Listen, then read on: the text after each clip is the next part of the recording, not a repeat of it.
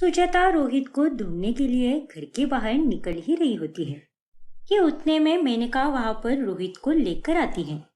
हे भगवान, रोहित आपके साथ था माँ जी। लेकिन आप तो मंदिर गई थी ना, और रोहित को तो मैंने कमरे में सुलाया था। तो फिर क्या? अरे निकम्मी, अब मेरे पति को अपने साथ लेकर जाने के लिए मुझे तेरी अनुमति लेनी होगी क्या? अरे नहीं माँ जी, आप ये कैसी बातें कर रही हो?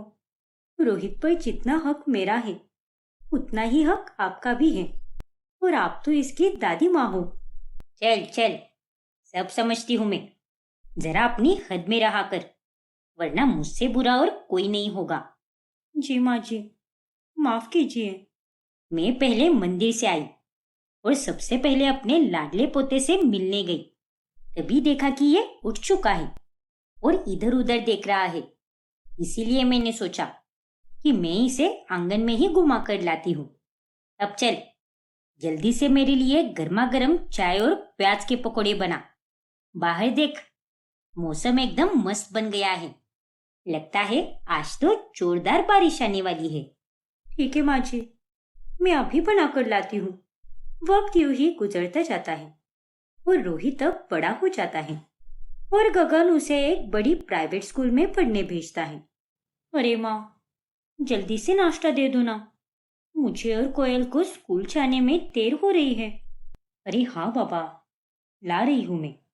अब सुजाता नाश्ता लेकर आती है, लेकिन मेनका उसके हाथ से थाली छीनकर वो थाली रोहित को दे देती है। ये आप क्या कर रही हो दादी? वो पराठा माँ मेरे लिए लेकर आई है। अरे तेरे लिए लाया तो क्या हुआ, उससे पहले रोहित नाश्ता करेगा। अरे अभी थोड़ी ही देर में इसकी स्कूल बस आने वाली है, और ये तुम दोनों की तरह किसी सरकारी स्कूल में नहीं जाता, एक बड़े स्कूल में पढ़ने जाता है वो। ले रोहित बेटा, खा। और बहू, मेरे पोते के पराठों पर इतना कम मक्खन? नहीं नहीं, ये सब नहीं चलेगा। जा, जाकर और मक्खन लेकर आ। खा पी कर एकदम तंदुरुस्त होना चाहिए मेरा पोता। क्यों रोहित, सही कहा ना मैंने? हाँ दादी, लेकिन दादी, स्कूल चाहे सरकारी हो या प्राइवेट हो, पढ़ाई तो एक ही होती है ना। अरे मैं सब जानती हूँ, तू मुझे ज्यादा ज्ञान मत दे और अपनी ये कैची जैसी जबान चलाना बंद कर दे, वरना सुबह सुबह मैं तो तुझे कूट ही दूंगी। दादी की ये बातें सुनकर परिधि अब चुप हो जाती है। फिर ऐसे ही एक रोज, चल कोयल, हम दोनों बैडमिंटन खेलते हैं गार्डन में। हाँ यार, होमवर्क करके तो मैं बोर हो गई हूँ, चल। फिर परिधि और कोयल दोनों गार्डन में जाकर बैडमिंटन खेलने लगती है, लेकिन तभी वहां पर रोहित आकर उन्हें रोक लेता है। ये क्या तरीका है रोहित? भूल मत, हम तेरी बड़ी बहनें हैं। हाँ तो उसमें क्या हुआ? मैंने कहा मुझे यहाँ खेलना है तो खेलना है, इसलिए आप दोनों को यहाँ से जाना होगा, वरना मैं पापा को बुलाऊंगा। देख रोहित, ये बेवजह झगड़ा तू क्यों कर रहा है? अब यही बात तू हमसे ठीक से भी तो कर सकता है ना। हाँ तो मैं आप दोनों के साथ ठीक से ही तो बात कर रहा हूँ ना। चली जाओ आप दोनों यहाँ से, मुझे यहाँ पर अकेले खेलना है। अच्छा बाबा ठीक है, खेल ले तू अकेले ही। चल कोयल। नहीं परी, हम यहाँ से कहीं नहीं जाएंगे। अरे इसका तो ये रोज का हो गया है, बस बात बात पर झगड़ता रहता है, बदतमीज कहीं का। लगता है आप दोनों नहीं मानोगी, इसलिए अब मुझे पापा को बुलाना ही होगा। फिर रोहित गगन को बुलाता है और वो उसे सब बड़ा चढ़ाकर बोलता है। क्या? हाँ पापा, इन दोनों ने ही कहा कि तू यहाँ नहीं खेल सकता, और ये गार्डन सिर्फ इन दोनों का ही है, मेरा नहीं है। और तो और मुझे बदतमीज भी कहा। नहीं पापा, हमने ऐसा कुछ भी नहीं कहा। और रोहित, कितना झूठ बोलता है तू, कुछ तो शर्म कर। अरे चुप हो जाओ, और तुम्हारी हिम्मत कैसे हुई मेरे बेटे से इस तरह बात करने की? पर पापा, इसमें गलती इसी की है, ये आपसे झूठ बोल रहा है। हाँ पापा, अगर ये हमसे अच्छे से बात करेगा तो हम भी इसके साथ अच्छे से ही बात करेंगे ना। और हम क्या इसके दुश्मन हैं क्या? सगी बहन ही तो है ना, लेकिन ये तो हमारे साथ दुश्मनों की तरह बर्ताव करता है। तुम दोनों का नाटक मैं अच्छे से समझता हूँ। खबर एक शब्द भी मत कहना, और खबरदार, जो मेरे रोहित के साथ झगड़ा किया तो तुम दोनों इसके साथ ऊंची आवाज में भी बात नहीं कर सकती, और अगर की तो मुझसे बुरा और कोई नहीं होगा। और ये मेरी तुम दोनों मनहूसों को पहली और आखिरी चेतावनी है। पर पापा, चलो जाओ अपने कमरे में। खेलना कूदना तो लड़कों का काम होता है, और लड़कियां तो बस घर में ही अच्छी लगती है। जा रोहित बेटा, जितना खेलना है खेल ले, और अगर इन दोनों ने तुझे वापस परेशान किया तो मुझे आकर बताना, फिर मैं इन दोनों की अच्छे से खबर लूंगा। ठीक है पापा। इतना कहकर गगन वहां से चला जाता है, और अब रोहित कोयल और परिधि को देखकर हंसने लगता है। फिर वो दोनों ये सारी बातें अपनी माँ को बताती हैं। और तभी, देखो बच्चों, अब तुम दोनों को भी थोड़ा समझ कर लेना चाहिए ना। अरे रोहित तो तुम दोनों से कितना छोटा है। अगर उसे खेलना था तो खेलने देती ना, लेकिन पता नहीं तुम दोनों को क्या हो जाता है। हर बार उसके साथ बस बहस करती रहती हो। लेकिन माँ, शुरुआत तो रोहित ही करता है ना। अगर वो हमारे साथ बदतमीजी से पेश आएगा तो हम भी उसके साथ उसी तरह से पेश आएंगे ना। भला हम उसका सुनकर क्यों ले। हाँ माँ, उल्टा हम तो कई बार नजरअंदाज भी करते हैं, लेकिन वो बहुत चालाक है माँ। वो तो बस पापा के पास जाकर हमारी शिकायत करता रहता है। अगर इतना ही समय वो अपनी पढ़ाई में लगाएगा तो उसके लिए ये बहुत बेहतर होगा। लेकिन नहीं, इस घर में तो सबको हम दोनों की ही गलतियां दिखाई देती हैं। अरे अब बस भी करो, कितनी कड़वी बातें बोलती हो तुम दोनों। वो तुम दोनों का सगा भाई है, वो ना समझ है, लेकिन तुम दोनों तो समझदार हो ना। कब से एक ही बात को लेकर बैठी हो, और इतनी छोटी सी बात का पहाड़ बना रही हूँ।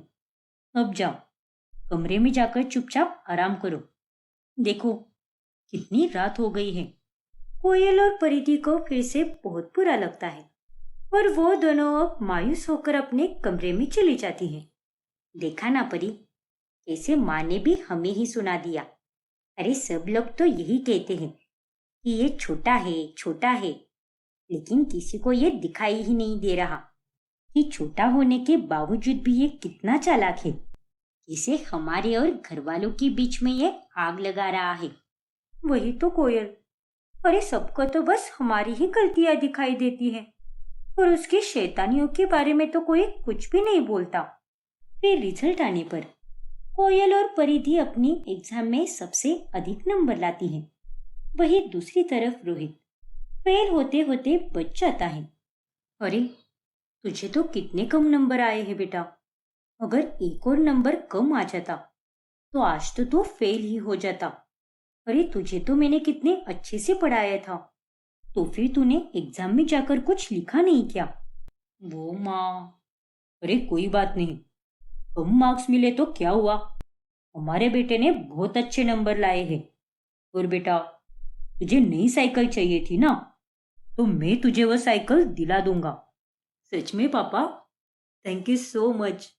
पापा, मैंने और कोयल ने भी इस बार एग्जाम में बहुत अच्छे नंबर लाए हैं, तो क्या हमें भी अपनी मनपसंद चीज मिलेगी। अरे दिन में सपने देखना बंद करो, ऐसा कुछ भी नहीं होने वाला। और तुम दोनों क्या कर लोगे इतने नंबर लाकर, तुम्हें तो कोई कुछ भी नहीं देने वाला। क्या। फिर गगन रोहित के लिए नई साइकिल लेकर आता है, जिसके बाद उसका पढ़ाई पर ध्यान और कम हो जाता है। फिर एक दिन वो पड़ोस में बहुत झगड़ा करता है, जिसके कारण उसके घर पर कंप्लेन आ जाती है। देखो गगन, अपने बेटे को जरा समझा कर रखो। अरे ये मोहल्ले के बच्चों के साथ बेवजह झगड़े करता रहता है, और इतनी छोटी सी उम्र में कितनी बड़ी बड़ी बातें करता है ये। छोटा हो या बड़ा हो, ये तो हर किसी के साथ सिर्फ बदतमीजी से ही बात करता है। अरे आज तो इसने एक लड़के को बहुत मारा। अब तू ही बता, ऐसे कोई करता है क्या। अरे रमेश, क्या तू भी भूल मत, ये मेरा बेटा है, गगन सिंह चौधरी का। और वैसे भी ये लड़का है तो शैतानी ये नहीं करेगा तो कौन करेगा? नहीं गगन, अपने बेटे की गलतियों पर पर्दा डालकर उसे बढ़ावा मत दे। जो गलत है सो गलत है। अबे हाँ हाँ, समझ गया मैं। अब तू मुझे ज्यादा ज्ञान मत दे। चलता बन यहाँ से। अरे सुना नहीं क्या तूने? चल निकल। बड़ा आया पूरे मोहल्ले का मालिक बनने वाला। अगर परिवार ही ऐसा हो तो बेटा तो बिगड़ेल ही बनेगा ना। इन लोगों से तो बात करना ही बेकार है। पापा, मैं कल से बाहर खेलने ही नहीं जाऊंगा। आज मेरी कोई गलती नहीं थी। वो लड़का तो खुद ही मुझसे लड़ने लगा और वो मुझे मारने की कोशिश भी कर रहा था, इसीलिए मैंने उसे मारा। अरे तू चिंता मत कर बेटा, तूने जो भी किया बिल्कुल सही किया। और उन लोगों के कारण तू बाहर खेलना बंद क्यों करेगा? पागल है क्या? और नहीं तो क्या, उल्टा ऐसे लोगों के तो नाक में और दम करना चाहिए। उनसे डरना नहीं चाहिए, बल्कि उन्हें डराना चाहिए। ठीक है दादी, अब से मैं यही करूंगा। शाबाश। अगर तुझे कोई कुछ कहे तो मुझे आकर कहा कर। फिर हम दोनों दादी और पोता मिलकर सारे लोगों की अच्छे से क्लास लेंगे। अच्छा चलो, सारा खाना तैयार हो चुका है। हाथ मुंह धो लो, तब तक मैं परोस देती हूँ। ये देखकर परिधि और कोयल हैरान रह जाती है। फिर अगले दिन, अरे माँ, कल रोहित ने कितनी बड़ी गलती की, फिर भी उसे पापा और दादी ने माफ कर दिया, जबकि उन्हें उसे समझाना चाहिए था कि ऐसे किसी को भी मारना सही नहीं होता। हाँ माँ, जब हम दोनों कल मोहल्ले में गए थे तब सारे बच्चे यही कह रहे थे कि सारी गलती हमारी रोहित की ही है। वही सबको लड़ाई करने के लिए उकसाता है। माना कि एक बच्चा झूठ बोल सकता है, लेकिन सारे बच्चे झूठ कहे ऐसा हो ही नहीं सकता माँ। वो जो भी हो, इस मोहल्ले के बच्चे भी कोई कम शैतान नहीं है। रोहित की नई साइकिल देखकर सबके सब चलने लगे हैं और इसीलिए सब उसे टारगेट कर रहे होंगे। अरे तुम दोनों को तो अपने भाई के लिए लड़ना चाहिए था, लेकिन नहीं, तुम दोनों तो मेरे ही बेटे को गलत बता रही हो। ऐसा नहीं है माँ। अब भाई ये तो क्या हुआ, आपने ही हमें बचपन से सिखाया है ना कि हमें हमेशा सही का साथ देना चाहिए, ना कि गलत का। और अब आप ही ये बात कह रही हो। हाँ, मैं ही कह रही हूँ। माना कि इसमें गलती रोहित की भी है, लेकिन मोहल्ले वाले बच्चे भी कोई कम नहीं है। अरे तुम दोनों ने तो उसे अपना दुश्मन ही बना लिया है। जरा भी उसके लिए अच्छा नहीं सोचती। देखो, अगर तुम दोनों ने आइंदा से रोहित के बारे में ऐसा कुछ भी कहा तो मैं उसे बर्दाश्त नहीं करने वाली। इस तरह सुजाता उन दोनों को सुनाकर वहां से चली जाती है। फिर एक दिन जब कोयल सुजाता के कमरे में जाती है, तभी वो वहां पर रोहित को पैसे चुराते हुए देखती है। ये क्या है रोहित, तू माँ की पर्स में से पैसे चुरा रहा है? अरे शर्म नहीं आती क्या तुझे? नहीं नहीं, ये आप क्या कह रही हो दीदी? रुक तो, मैं अभी माँ को बुलाती हूँ। माँ, यहाँ पर आओ। तभी सुजाता वहां पर आती है। क्या हुआ बेटा, क्यों चिल्ला रही है इतना? देखो ना माँ, मैं आपके कमरे में खोई हुई बुक ढूंढने आया था, तो कोयल दीदी कह रही है कि मैं यहाँ आपकी पर्स से पैसे चुराने आया हूँ। क्या? नहीं माँ, ये सरासर झूठ बोल रहा है। आपकी कसम माँ, ये अभी आपकी पर्स में से 500 रुपए चुरा रहा था, इसलिए मैंने आपको आवाज लगाई, लेकिन तभी इसने पर्स में वापस उसे रख दिया। मुझे तो इसके लक्षण कुछ ठीक नहीं लग रहे माँ। चोर कहीं का। बस कर कोयल, अरे कितना सुनाएगी इसे, हद होती है। अरे तुम दोनों तो इसके पीछे हाथ धोकर पड़ी रहती हो। लेकिन माँ, कहा ना बस कर, कुछ नहीं सुनना मुझे। दफा हो जा यहाँ से, नालायक कहीं की। अब कोयल रोते रोते वहां से चली जाती है और वो ये सारी बातें परिधि को बताती है। रो मत कोयल, जाने दे। जब एक दिन रोहित बहुत बड़ी गलती करेगा तभी सबकी अकल ठिकाने पर आएगी। अगर हम अभी कुछ भी कहने जाए तो सब हमें ही बोलते हैं, इसीलिए तू शांत हो जा। तुझे पता है परी, वो इतना छोटा है, लेकिन फिर भी माँ के पर्स से वो 500 रुपए चुरा रहा था। जाने देना अब, पता नहीं क्या क्या करता रहता है वो। और तू चिंता मत कर, और आज के बाद हम उससे बातचीत कम ही कर देंगे। अरे वो लड़का तो बात करने के भी लायक नहीं है। सच में परी, वो बहुत नालायक है। मैंने तो कभी सोचा भी नहीं था कि ये इतना बिगड़ जाएगा। फिर एक दिन परी थी, जब रोहित के कमरे से गुजर रही होती है, तभी अरे ये क्या, ये रोहित चिट्स बनाकर क्या कर रहा है? हे भगवान, ये तो कॉपीज बना रहा है। इसने मेरी बहन को रुलाया है। तो अब मैं भी सबको यहाँ पर बुलाऊंगी और इसे रंगे हाथ पकड़वाऊंगी। माँ पापा भी तो देखे कि उनका लड़का क्या गुल खिला रहा है। अब आगे क्या होगा, जानने के लिए हमारा अगला भाग देखना ना भूलें। और अगर आपने हमारा चैनल सब्सक्राइब नहीं किया है तो अभी सब्सक्राइब कीजिए और बेल आइकॉन दबाना ना भूलें। शनाया अपने मायके चली जाती है और उसे वहां पर देखकर उपासना काफी हैरान रह जाती है। शनाया, तू यहाँ पर, वो भी बोरिया बिस्तर लेकर? अरे क्या हुआ है? अरे माँ, वो ना। फिर शनाया उपासना को सारी बातें बताती है। देख बेटी, जो कुछ भी हुआ है ना, उसमें फिर से गलती तेरी ही है। अरे दामाद जी और क्या करेंगे? अरे तुझे तो ठीक से खर्चा भी करने नहीं आता, तो उन्हें तो तुझे डांटना ही पड़ेगा ना। नहीं माँ, अगर उसे मुझे डांटना ही था तो अकेले में डांटना चाहिए था, लेकिन उसने मुझे सबके सामने डांटकर मेरी इज्जत का फालूदा बना दिया। और आप चाहे कुछ भी कहो माँ, लेकिन मैं वहां उस घर में वापस नहीं जाने वाली। मुझे वहां पर रहना ही नहीं है। तो अब तू यहाँ पर हमेशा के लिए रहने आई है? हाँ माँ, मेरी तो मत मारी गई थी जो मैंने आपके और पापा के फैसले को मानकर शादी की, लेकिन अब से मैं अपना ही दिमाग चलाऊंगी और खुद के फैसले खुद ही लूंगी। अरे ओ महारानी, जैसा तू कह रही है वैसा बिल्कुल नहीं होने वाला, क्योंकि मैं तुझे यहाँ पर रहने ही नहीं दूंगी। अरे मुझे भी मेरी इज्जत प्यारी है, तुझे यहाँ पे रखकर मेरी इज्जत की धजिया थोड़ी ना उड़ाऊंगी मैं। क्या? हाँ, अरे तुझे जैसे अपनी इज्जत की पड़ी है, वैसे ही मुझे भी अपनी इज्जत की पड़ी है।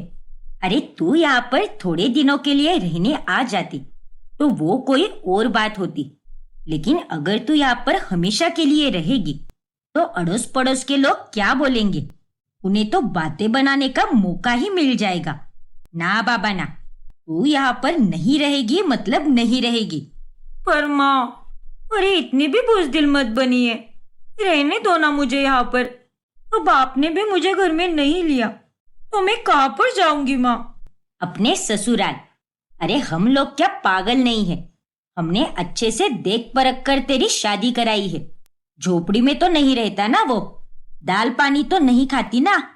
अरे माना कि मिडिल क्लास परिवार है, लेकिन दामाद जी तुझसे कितना प्यार करते हैं। लेकिन नहीं, तेरी तो बचपन से यही गंदी आदत है। तुझे तो बस दूसरों की तरह अमीर बनना है। माँ, चुप शनाया, तूने मेरा दिमाग पहले ही घुमा दिया है, अब और मत घुमा, और जिस रास्ते से आई है वहीं से लौट जा। फिर उपासना के कहने पर शनाया को ना चाहकर भी अपने ससुराल वापस जाना पड़ता है। तभी आ गई ना अकल ठिकाने। अरे इसीलिए कहती हूँ, जो है उसी का शुक्र मना। अरे हमारे जैसे सास और पति तुझे कहीं नहीं मिलेंगे। अरे अगर हम लोग चाहते ना तो तुझे इतने झगड़ों के बाद घर में वापस कभी नहीं लेते, लेकिन हमारा मन वैसा बिल्कुल नहीं है। मुझे माफ कर दो शनाया, मैं फिर से तुम्हें कह रहा हूँ कि मैं आइंदा से ऐसा कोई काम नहीं करूंगा जिससे तुम्हारी बेइज्जती हो। और हाँ, मुझे बस थोड़े और महीने दे दो, मैं थोड़ा और एक्सपीरियंस लेकर दूसरी कंपनी में और ज्यादा सैलरी वाला जॉब ढूंढूंगा और एक दिन अमीर आदमी बनकर ही रहूंगा। रहने दो विपुल, अभी मेरा जोक सुनने का मन बिल्कुल नहीं है। इतना कहकर शनाया अपने कमरे में चली जाती है। विपुल बेटा, अरे ये एक ऐसी कुतिया है जिसकी दुम हमेशा टेढ़ी की टेढ़ी ही रहेगी। ये लड़की कभी नहीं सुधरने वाली। लेकिन विपुल शनाया के ताने को नजरअंदाज करता है और उस दिन के बाद से शनाया को अपने ससुराल के काम करने का बिल्कुल भी मन नहीं करता। लो हो गया नया दिन, लेकिन काम वही पुराना। ये रोज रोज यही काम कर करके मैं पक गई हूँ। अगर मेरा अच्छा ससुराल होता तो मैं जैसे तैसे कर भी लेती, लेकिन इन दोनों के लिए मुझे कुछ भी करने का बिल्कुल भी मन नहीं करता। तभी वहां पर ममता आती है। अरे अकेले में ये क्या बड़बड़ा रही है? गालियां दे रही है क्या मुझे? देखिए माँ जी, कान लगाकर मेरी बातें सुनने से अच्छा तो यही होगा कि घर के कामों में मेरा हाथ बटाइए और इस कारण मुझे थोड़ा आराम भी मिलेगा। अरे लेकिन तुझे आराम फरमाने की क्या जरूरत है? और घर के काम मैं क्यों करूं? बड़ी आई मुझे काम पे लगाने वाली। चल अब चुपचाप काम कर। घर के कामों से परेशान होकर शनाया अब जॉब करने का तय करती है और वो घर पर बैठकर एक जगह इंटरव्यू के लिए अप्लाई भी करती है। ये लो शनाया, ये दही शक्कर खा लो। दही शक्कर? लेकिन क्यों विपुल? अरे कितनी बेवकूफ है ये, इसे तो ये भी नहीं पता कि दही शक्कर कब खिलाया जाता है। माँ जी, मुझे समझाने की जगह आप ताने क्यों दे रही हो? और इससे तो यही पता चलता है कि आप भी वही हो जो मुझे कह रही हो। बहू, अपनी हद में रहे। अरे तो आप भी अपनी हद में रहिए माँ जी, क्यों बेवजह मेरे मुंह लगती रहती हो?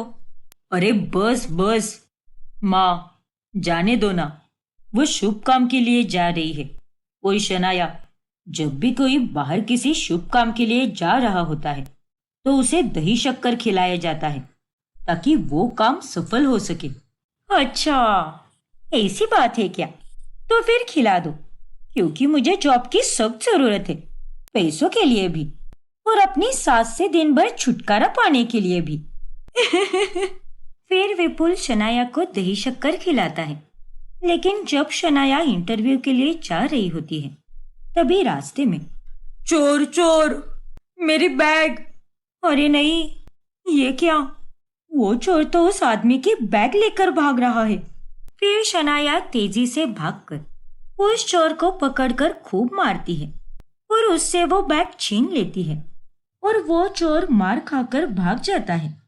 आपका बहुत बहुत शुक्रिया, क्योंकि इस बैग में ढेर सारे पैसे हैं और अगर ये बैग वो चोर चुरा ले जाता तो मुझे बहुत दिक्कत हो जाती। अरे कोई बात नहीं, अब आपने मेरी इतनी बड़ी मदद की है तो मैं भी आपको कुछ देना चाहूंगा। ये लीजिए, ये पैसे। अरे नहीं नहीं, ये पैसे आप मुझे मत दीजिए। अरे रख लीजिए ना। नहीं नहीं, मैं इन पैसों को नहीं रख सकती। अच्छा ठीक है, फिर आप मेरे साथ कॉफी तो पी सकती हो ना। देखिए, कॉफी की ट्रीट को मना मत कीजिए, पास ही में कैफे है। लेकिन मुझे तो बहुत देर हो रही है, बस 10 मिनट के लिए चलिए ना, वरना मुझे बहुत बुरा लगेगा। अरे बेवकूफ लड़की, इतना अमीर और हैंडसम लड़का तुझे कॉफी के लिए पूछ रहा है, मना मत कर इसे, मौके का फायदा उठा ले। अच्छा ठीक है, अगर आप इतना कह रहे हो तो चलिए। फिर शनाया और वो अमीर आदमी दोनों एक साथ कॉफी पीते हैं और ढेर सारी बातें भी करते हैं। पहले ही मुलाकात में वो दोनों एक दूसरे को पसंद करने लगते हैं। दोनों एक दूसरे के फोन नंबर भी ले लेते हैं। अरे क्या अभी? अरे नहीं नहीं, मुझे आप कहकर मत बुलाओ, तुम कहो। अच्छा ठीक है, लेकिन तुम्हें भी मुझे आप कहकर नहीं बल्कि तुम कहकर ही पुकारना होगा। अच्छा बाबा, ठीक है। तो मैं ये कह रहा था कि तुम सच में बहुत सुंदर हो। तुमसे बात करके जो महसूस हो रहा है वो पहले कभी किसी लड़की से बात करके मुझे बिल्कुल नहीं लगा। अच्छा, ऐसी बात है क्या? हाँ बिल्कुल। वैसे करण, यहाँ पे मेरा हाल भी कुछ ऐसा ही है। Oh really? हाँ करण। अब शनाया और करण एक दूसरे के साथ रोजाना फोन पर बातें करने लगते हैं। वही शनाया हर जगह इंटरव्यू देने के लिए जाती ही रहती है। तुम्हें पता है शनाया, जब से मैं तुम्हें मिला हूं ना, तब से मैं तुम्हारे पीछे पागल हो चुका हूँ। अच्छा, लेकिन अपने आप पर जरा काबू रखो। तभी ममता उसकी बातें सुन लेती है। ये बहू किससे बतिया रही है, वो भी इस तरह से। तुम्हारी भी आवाज बहुत अच्छी है और तुमसे बात करके मेरी दिन भर की सारी थकान दूर हो जाती है। बहू, अच्छा मैं तुमसे बाद में बात करती हूँ, बाय। अरे कौन था अभी फोन पर, और इतनी शर्मीली आवाज में तू किससे बात कर रही थी? अरे माँ जी, वो मेरी सहेली थी, बहुत पुरानी सहेली, और आज हम दोनों बहुत दिनों बाद बात कर रहे थे। लेकिन आवाज तो किसी मर्द की लग रही थी। क्या? अरे नहीं माँ जी, ऐसा कुछ भी नहीं है। वो मेरी सहेली की आवाज बहुत वजनदार है ना, इसीलिए आपको ऐसा लगा होगा। अच्छा, ऐसी बात है क्या? हाँ माँ जी। अच्छा ठीक है, लेकिन अब अगर तेरा यहाँ पे टाइम पास करके हो गया हो तो चल शाम के खाने की तैयारी करने लग जा। कोई बाहर वाला आकर खाना नहीं बनाने वाला। तू यहाँ पर घंटों तक गप्पे मारती रहेगी अपनी सहेली के साथ और हमें देर से खाना देगी। अरे हाँ माँ जी, मैं अभी बनाने ही जा रही हूँ, अब ज्यादा मत सुनाइए। अरे तो फिर काम भी वैसे ही किया करना जिसके चलते मैं तुझे सुनाऊं ही ना। फिर शनाया जाकर खाना बनाने लगती है और तभी उसके दिमाग में एक ख्याल आता है, वैसे करण तो मेरे पीछे एकदम लट्टू हो गया है, उसके साथ चक्कर चलाकर मैं अच्छे खासे पैसे भी ले सकती हूँ। काश मैं सिंगल होती तो मैं अभी उससे शादी कर लेती। लेकिन ये ऊपर वाला भी ना बड़ा अजीब है, जब समय रहता है तब गलत लोगों को जिंदगी में भेजता है और जब समय निकल जाता है तब बराबर सही लोग चले आते हैं।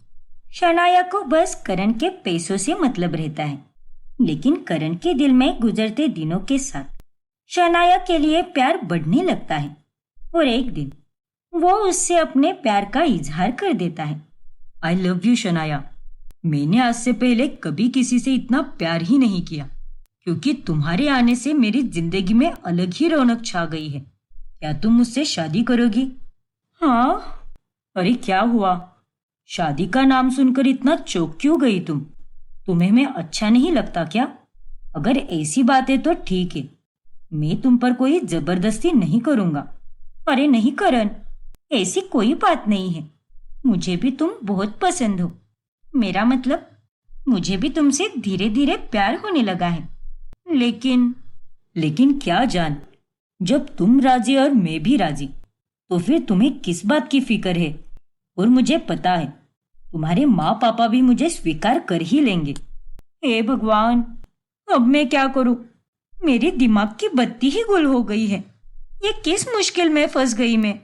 इसे तो मैं मना भी नहीं कर सकती और अपने पहले पति को भी नहीं छोड़ सकती। क्या हुआ शनाया, तुम चुप क्यों हो? करण, मैं अनाथ हूँ। हमेशा से मुझे इस दुनिया ने धोखा ही दिया है, इसीलिए शादी का फैसला बहुत बड़ा है और मैं ये फैसला सोच समझ कर लेना चाहती हूँ। इसीलिए तुम मुझे थोड़ा वक्त दे दो।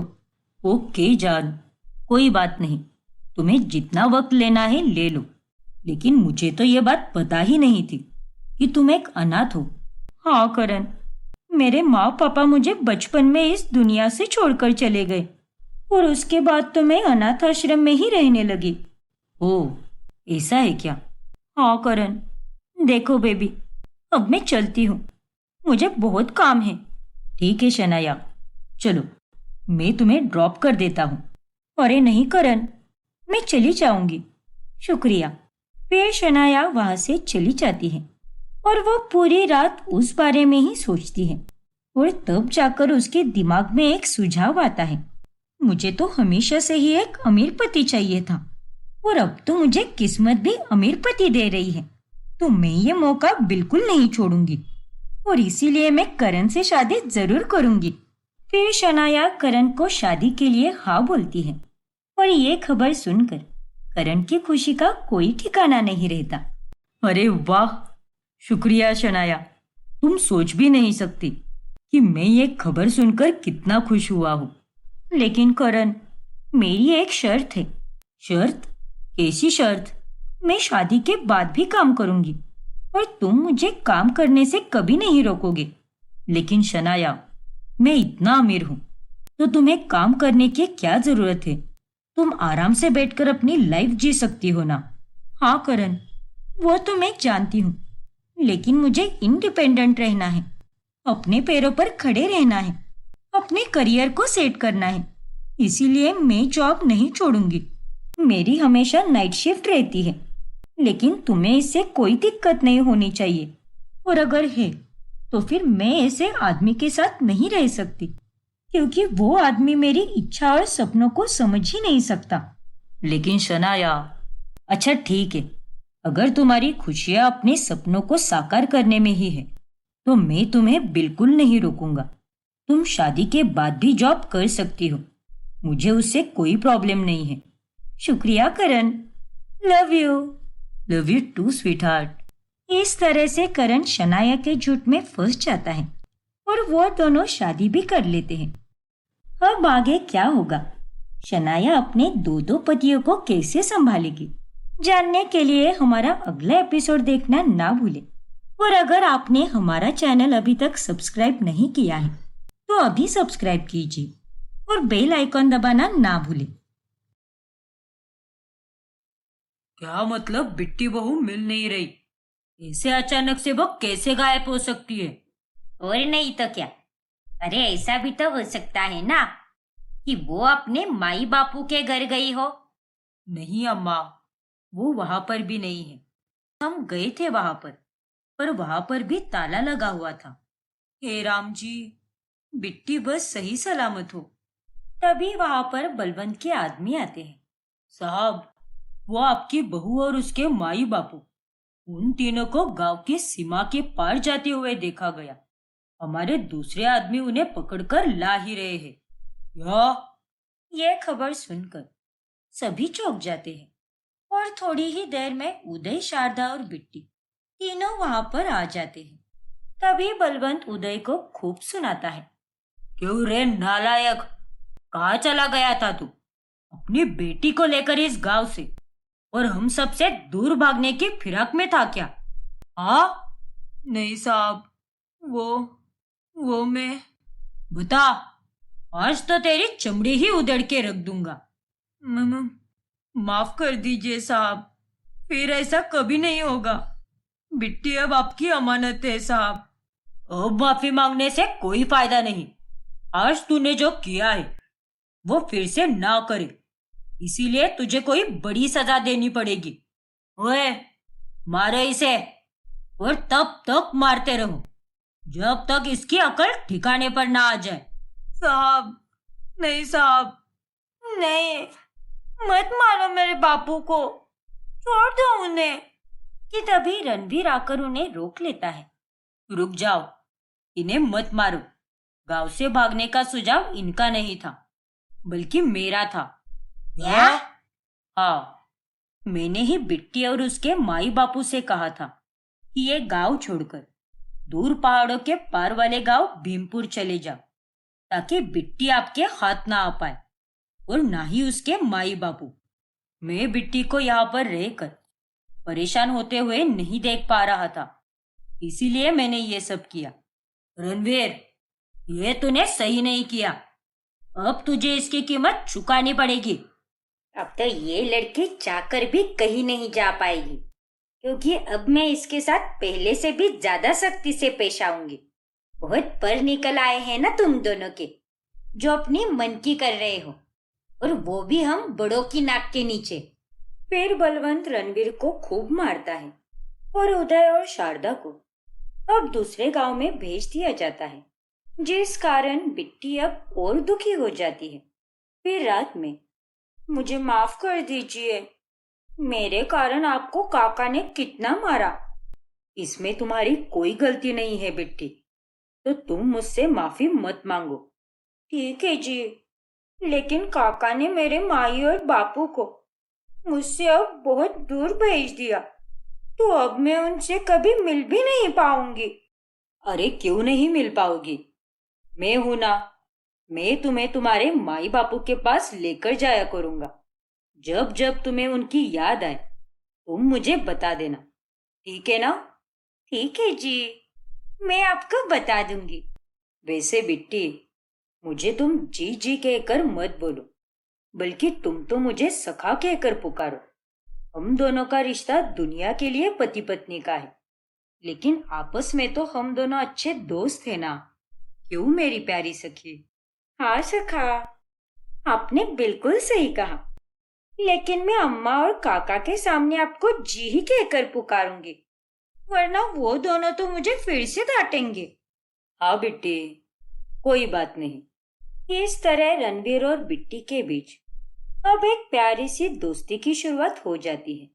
फिर एक दिन जब वट पूर्णिमा का त्योहार आता है, तभी अम्मा बिट्टी को व्रत रखने के लिए कहती है। क्या? लेकिन अम्मा, मैं दिन भर भूखी प्यासी कैसे रह सकती हूँ? रहना पड़ेगा, क्योंकि ये व्रत एक वैवाहिक जीवन के लिए और हर सुहागन के लिए बहुत मायने रखता है। इसीलिए हर सुहागन की तरह तुम भी अपने सुहाग के लिए निर्जला उपवास करोगी। कविता बहू, इसे भी इसकी पूजा की सामग्री दे दो। और हाँ, इसके साथ बैठकर तुम दोनों सावित्री और सत्यवान की कथा का पाठ पढ़ो। ठीक है अम्मा। लेकिन अम्मा, मुझे तो अभी से भूख और प्यास लगी है और मैं इस समय नाश्ता करती हूँ। मेरे पेट में तो चूहे कबड्डी खेल रहे हैं। खाने दो ना अम्मा, या फिर कम से कम पानी तो पीने दो। हाँ अम्मा, बिट्टी की ये सब करने की उम्र थोड़ी ना है, इससे ये इतना कठिन व्रत नहीं रखा जाएगा। एक बार मैंने कह दिया ना, तो ये व्रत इसे रखना ही पड़ेगा। सावित्री ने भी सत्यवान के लिए रखा था। हर पत्नी का यह फर्ज होता है कि अपने पति के लिए ये व्रत रखना और उसकी खुशियों की कामना करना। पर अम्मा, अगर हर पत्नी ये व्रत रखती है, तो पति क्यों नहीं रखता? मेरी माई हमेशा वटवृक्ष की परिक्रमा करती है, लेकिन आज तक मैंने कभी किसी आदमी को वृक्ष की परिक्रमा करते हुए देखा ही नहीं। ऐसा क्यों अम्मा? हर त्याग एक औरत को ही क्यों करना पड़ता है? हाँ माँ, बिट्टी बिल्कुल सही कह रही है। अरे चुप बैठ लड़की, और तू भी लल्ला, हमेशा इसकी हाँ में हाँ मत मिलाया कर। इसे ये व्रत रखना होगा मतलब रखना होगा, बात खत्म। अब बेचारी बिट्टी को ना चाहते हुए भी वट सावित्री का व्रत रखना ही पड़ता है। लेकिन 3 घंटों के बाद अचानक से उसे बहुत भूख लगती है और उसे काफी कमजोरी भी आती है। तभी रणवीर चुपके से उसके लिए कुछ खाने को लेकर आता है। ये बिट्टी को बहुत पसंद है और इसे खाकर तो उसकी सारी कमजोरी मिट जाएगी। अरे लल्ला, तू कहाँ से आ रहा है और ये हाथ में क्या छुपा रहा है? दिखा मुझे। कुछ भी तो नहीं अम्मा, वो तो। फिर अम्मा रणवीर के हाथ से वो छीन लेती है। अरे, ये तो वही पदार्थ है जो उस बिट्टी को बहुत पसंद है। इसका मतलब तो छुपके से उसे खाना खिला रहा था, हैं? अरे नहीं अम्मा, ऐसी कोई बात नहीं है। ये तो मैंने अपने लिए लाया है और मैं ही इसे खाने वाला हूँ। मुझे तो तुझ पर रत्ती भर का भी भरोसा नहीं रहा। अब तो मैं उस बिट्टी पर दिन भर नजर रखूंगी। मैं भी देखती हूँ कि कैसे वो कुछ खाती पीती है। अरे अम्मा, ऐसा मत कीजिए उसके साथ। अभी तक आधा दिन भी नहीं बीता है और वो इतने कमजोर पड़ गई है। हाँ, वो मेरी बीवी है, लेकिन आप उसकी उम्र के बारे में भी तो सोचिए ना। आखिर आप इतनी कठोर क्यों हो रही हो? लगता है एक बार कही गई बात तेरे समझ में नहीं आती लल्ला। इससे पहले कि मैं अपनी कठोरता और बढ़ाऊं, तो चुप होकर चला जा यहाँ से। हम दोनों पोता बहू और दादी सास के बीच में मत आ। रणवीर बेचारा बिट्टी को खाना दे ही नहीं पाता और दिन भर व्रत रखने के कारण बिट्टी बेहोश हो जाती है। फिर वैद्य जी आकर उसे दवाई देकर जाते हैं। अम्मा बाबूजी, देखा ना, आप लोगों की जिद के कारण बिट्टी को कितना कुछ सहना पड़ रहा है। कभी व्रत रखने के लिए कहते हो तो कभी ढेर सारा काम देते हो इसे। मुझे तो कुछ समझ में नहीं आता कि आप दोनों इतने बुरे कैसे हो सकते हो। अगर बिट्टी आपकी बेटी होती तो उसके साथ भी आप दोनों ऐसे ही पेश आते क्या? वो भी इतनी छोटी सी उम्र में। शांत हो जा रणवीर बेटा, बहुत जबान चलने लगी है इसकी। लगता है तुझे उस दिन की मार कम पड़ गई। और नहीं तो क्या, अपनी हद में रह लल्ला, वरना अगर मैं और बलवंत अपनी हद भूल गए तो बुरे से भी बुरा हाल हो जाएगा। समझ गया ना तू? वो इस घर की बहू है और हम उससे वही सब करा रहे हैं जो एक बहू से कराना चाहिए। रणवीर की बातें कोई नहीं सुनता और वो रात भर जाग कर बिट्टी की देखभाल करता है। फिर बिट्टी 2 दिन बाद ठीक हो जाती है। ऐसे ही एक दिन जब वो खिड़की के बाहर बच्चों को स्कूल जाते हुए देखती है, तभी वो बहुत उदास होती है। मेरे माई बापू की बहुत इच्छा थी कि मैं अच्छे से पढ़ लिख कर एक अफसर बिटिया बनूं, लेकिन अब मैं उनका ये सपना कभी नहीं पूरा कर पाऊंगी। मेरी उम्र के सारे बच्चे स्कूल जाते हैं, खेलते कूदते हैं, लेकिन एक मैं ही हूँ जो यहाँ पर इस घर में कैद हो गई हूँ। रणवीर बिट्टी की सारी बातें सुन लेता है और उसे भी काफी बुरा लगता है। बिट्टी, अरे सखा, आप इतनी जल्दी कैसे आ गए आज? बस काम निपटा लिया जल्दी। और बिट्टी, मैं जानता हूं कि तुम इस घर में कैद हो, लेकिन तुम्हारा ये सखा है ना, ये तुम्हें इस कैद में भी खुश रखेगा। और क्या हुआ अगर तुम स्कूल में पढ़ने नहीं जा सकती? मैं हूं ना, मैं तुम्हें पढ़ाऊंगा। क्या? लेकिन सखा, आप मुझे कैसे पढ़ाओगे? अरे क्यों नहीं पढ़ा सकता मैंने अपनी पढ़ाई पूरी की है और मैं तुम्हें रोज कमरे में पढ़ाऊंगा, तो फिर किसी को पता भी नहीं चलेगा। ठीक है सखा, आपका बहुत बहुत आभार। सच में आप बहुत ही अच्छे और नेकदिल इंसान हो। तुमसे ज्यादा नहीं बिट्टी, अब मैं तुम्हें पढ़ाऊंगा भी, और मंदिर के नाम पर छुप छुप कर हम दोनों बाहर घूमने भी जाया करेंगे। अब तो खुश हो ना? हाँ सखा, बहुत बहुत ज्यादा खुश हूँ। रणबीर अब रात को चुपके से बिट्टी को पढ़ाने लगता है और घर में मंदिर का बहाना देकर रोज उसे बाहर घुमाने लेकर जाता है। ऐसे ही एक दिन बिट्टी की सहेली वहां से गुजर रही होती है और वो आकर बिट्टी से मिलती है। अरे बिट्टी, तेरी शादी इतनी जल्दी हो गई, ये देखकर मुझे अच्छा नहीं लग रहा। पाठशाला में हम तुझे बहुत याद करते हैं। हाँ चुंकी, मैं भी तुम सबको बहुत याद करती हूँ, पर अब क्या करूँ, मुझे ना चाहते हुए भी ये शादी करनी पड़ी। तो तू अब यहीं पर रहेगी? और तेरी पढ़ाई का क्या हुआ? तूने पढ़ाई भी छोड़ दी क्या? नहीं चिंकी, मैं केवल पाठशाला में नहीं जाती, लेकिन पढ़ाई मेरी जारी है। मेरी पति जो है ना, वो मुझे पढ़ाते हैं। अरे वाह, ये तो बहुत अच्छी बात है बिट्टी।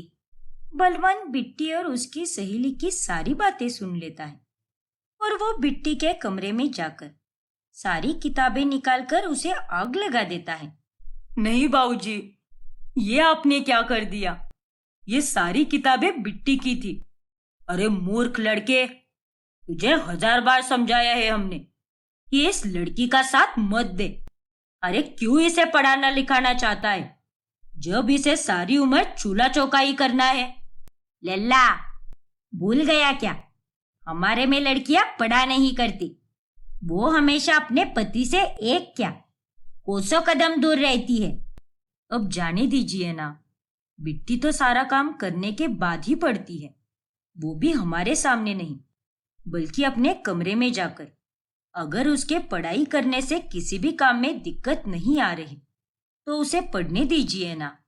अच्छा, तो अब तुम हमें बताओगी कि हमें क्या करना चाहिए और क्या नहीं? हाँ कविता? नहीं जी, मैं तो बस। तू तो अपना मुंह बंद ही रख कविता बहू। और लल्ला तू, बस बहुत हुआ, बहुत साथ दे दिया तूने इस लड़की का, लेकिन आइंदा से अगर तूने चुप चुप कर इसके लिए कुछ भी किया तो देखना, हमसे बुरा और कोई नहीं होगा। अरे क्या तकलीफ है आप लोगों को? आखिर आप दोनों इस बच्ची के पीछे क्यों लगे हो? आखिर इसने आपका क्या बिगाड़ा है? रणवीर, तू फिर आवाज बढ़ा रहा है। अपनी आवाज नीचे रख। नहीं बाबूजी, आज मुझे बोलने दीजिए। हर बार आप सही नहीं हो सकते और ना ही आप मेरा मुंह बंद कर सकते हैं। अब बस, आज से मैं और बिट्टी इस घर में नहीं रहेंगे। इस लड़की का मेरे साथ बाल विवाह करा के आपने इसकी जिंदगी बर्बाद कर दी और अब ससुराल में भी इसे चैन से जीने नहीं दे रहे। इसीलिए हम अब इस घर में नहीं रहेंगे। चलो बिट्टी। रणवीर, बेटा ऐसा मत कर। लल्ला, तू जानता भी है क्या तू क्या बोल रहा है?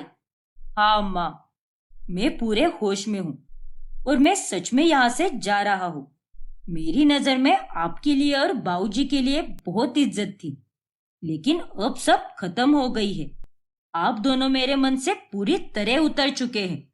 अरे चल दफा हो जा अभी के अभी।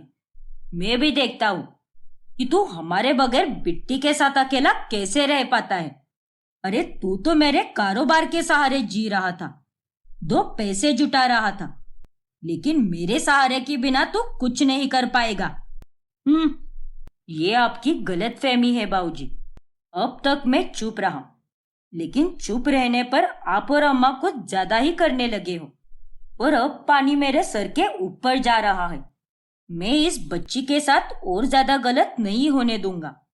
अब आगे बिट्टी और रणबीर के साथ क्या होगा, जानने के लिए हमारा अगला एपिसोड देखना ना भूलें। और अगर आपने हमारा चैनल सब्सक्राइब नहीं किया है तो अभी सब्सक्राइब कीजिए और बेल आइकॉन दबाना ना भूलें।